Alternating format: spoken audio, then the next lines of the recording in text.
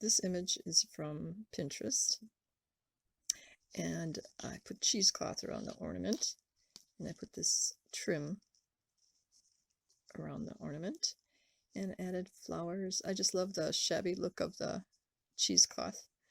And some flowers and some more flowers.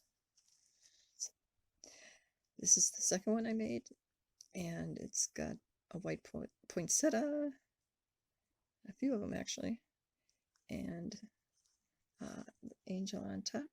Thank you, Judy, for the angel. And I put the trim on around this one as well.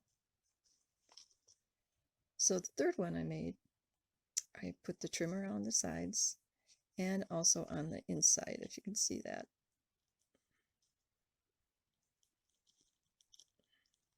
And flowers on the inside and outside. And I just love that little image of Santa. The fourth one I made is like last year with the dangle trim. And I used this image from Pinterest.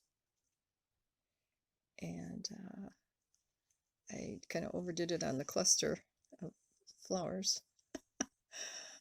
But I tend to do that. And that's about it. Well, thank you for watching, and I'm sure I'll be back with more.